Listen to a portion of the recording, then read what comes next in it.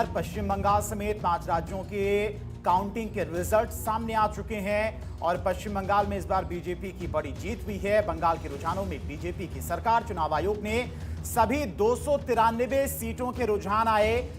मंटेश्वर से बीजेपी के सैकत पांजा 14,798 वोटों से जीते हैं। इसके अलावा भगवा गोला से टीएमसी के रियात हुसैन सरकार जीते हैं। भवानीपुर से ममता बनर्जी 7,000 वोटों से आगे चल रही हैं। भवानीपुर सीट पर अभी भी कई राउंड की काउंटिंग बची हुई है, लेकिन ममता बनर्जी यहां पर लीड करती हुई नजर आ रही हैं। तो कई सीटें ऐसी बची हैं जहां पर अभी काउंटिंग जारी है, लेकिन अब नतीजे जो सामने आ चुके उसमें ज्यादा फेरबदल देखने को नहीं मिलेगा। लगभग 195 सीटें ऐसी हैं जहां पर पश्चिम बंगाल में बीजेपी लीड कर रही है। 100 सीटें ऐसी हैं असम की जहां पर बीजेपी लीड कर रही है।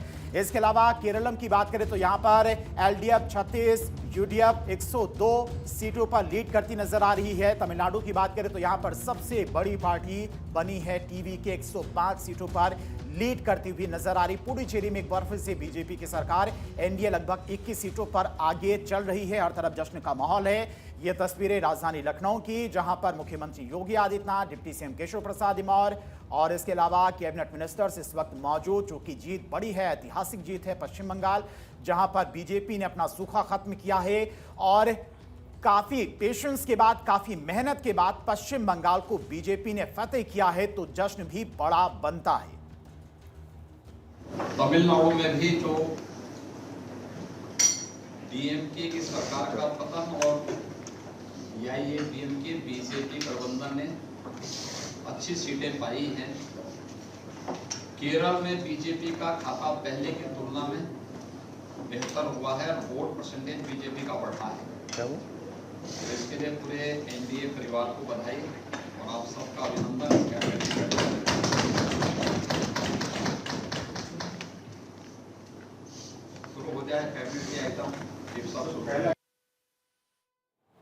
तो मुख्यमंत्री योगी आदित्यनाथ को सुन रहे थे। पश्चिम बंगाल में बहुत मेहनत की थी और सेटिस्टर जिस तरीके से अगर मुख्यमंत्री योगी आदित्यनाथ को देखें तो सेकेंड राउंड में जो 142 सीटें थी वहां पे माना जा रहा कि इसके पहले 21 में बीजेपी वहां पे बहुत कम सीटों पर थी।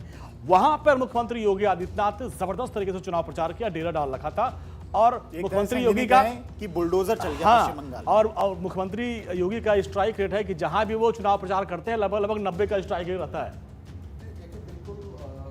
जिस प्रकार से योगी आदित्यनाथ जी का एक पूरे देश के अंदर एक इमेज है कि जिस प्रकार से यूपी का लॉ एंड ऑर्डर उन्होंने कंट्रोल करा है, और आप इस बात को देखिए कि लॉ एंड ऑर्डर एक बड़ा चैलेंज बीजेपी के लिए वेस्ट बंगाल भी रहने वाला है। जिस प्रकार जम्मू कश्मीर था, सत्ता आने के बाद भी भारतीय जनता पार्टी को बहुत एफर्ट्स करने पड़ेंगे वहाँ का लॉ एंड ऑर्डर मेंटेन करने के लिए।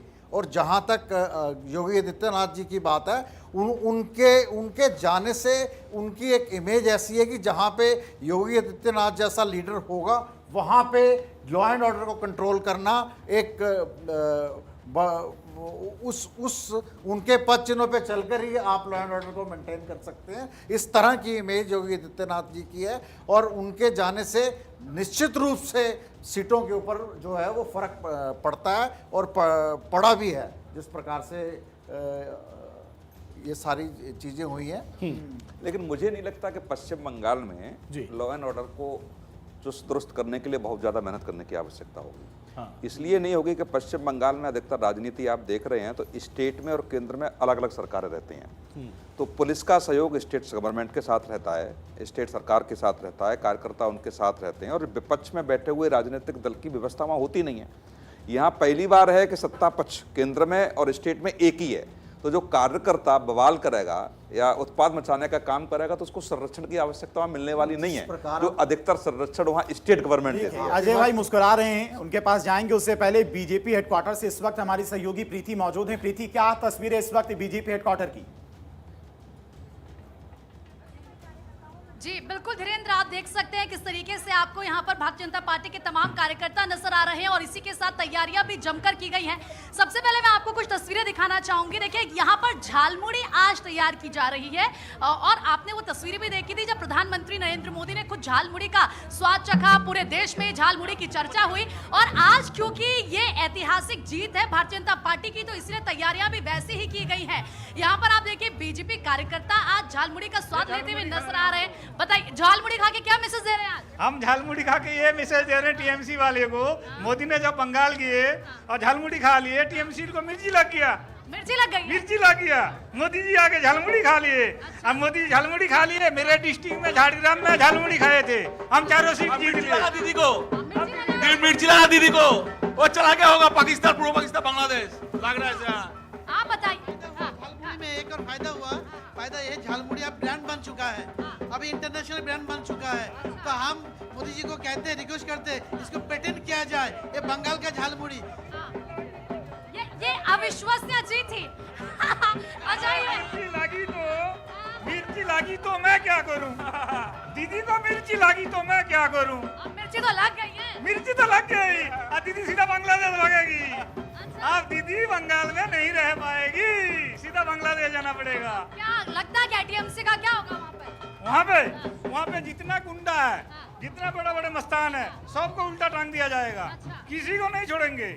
आप कहते थे ना टीएमसी को नहीं वोट दोगे तो उंगली काट लेंगे, घर में आग लगा देंगे, जला देंगे, सॉरी उठा के ले जाएंगे, सबको सीधा उठा टंगा दिया जाएगा, किसी को नहीं छोड़ेंगे। अविश्वसनीय जीत को असंभव थी संभव कर दिया। ये युवाओं ने, महिलाओं ने, सभी वर्गों ने, और जो आक्रोश था उसकी उसमें और एंटी कम्युनिटी में जीत हुई है और भारतीय जनता पार्टी कमल खिला।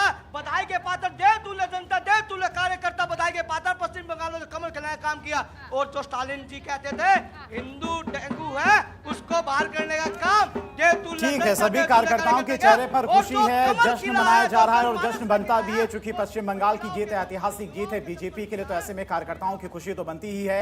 असम से रंजना भी लगातार हमारे साथ जुड़ी हुई है। रंजना, फिलहाल असम में क्या कुछ तस्वीरें इस वक्त देखने को मिल रही हैं? कार्यकर्ताओं का जोश किस तरह से हाई है?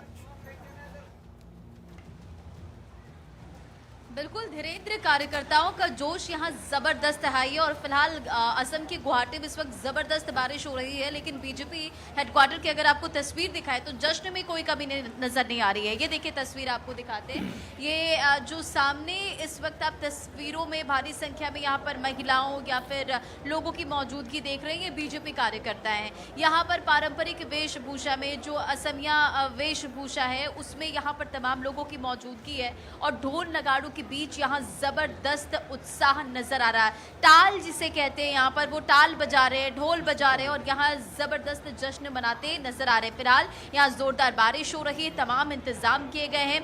थोड़ी देर पहले इस ऑफिस में भी मौजूद थे सर्बानंद सोनोवाल और तमाम यहाँ जो दिग्गज थे वो मौजूद थे, जिनसे खास बातचीत भी हमने की। लेकिन इस वक्त आप ये देखिए कि जो कार्यकर्ता यहाँ पर मौजूद है, असम में बीजेपी की तीसरी बार यहाँ सत्ता में वापसी को लेकर जबरदस्त जोश नजर आ रहा है। असम के सीएम हिमंता बिस्वा शर्मा जो कि 63,000 वोटों से जीते और कांग्रेस के गौरव गोगोई यहाँ पर हारे हैं और जिस तरह से इस बार काफी ज्यादा संख्या में मतदान भी दर्ज किया गया था, तो पक्ष और विपक्ष दोनों अपने अपने पक्ष में बता रहे थे। लेकिन तस्वीरें देखिए बिल्कुल साफ हो चुकी है अब लगभग और यहाँ पर ये तस्वीरें बता रही है कि किस तरह से यहाँ पर कार्यकर्ताओं में जबरदस्त उत्साह है। भारी संख्या में यहाँ पर महिलाओं की मौजूदगी, तमाम जो इंतजाम यहाँ पर किए गए, मिठाइयाँ, लड्डू सब तैयार है, बलून्स यहाँ पर लगाए गए हैं। तो इस तरह की कुछ तस्वीर यहाँ पर असम में नजर आ रही है धीरेन्द्र, और ये बता रहा है कि किस तरह से इस जीत के बाद कार्यकर्ताओं का जोश आई है।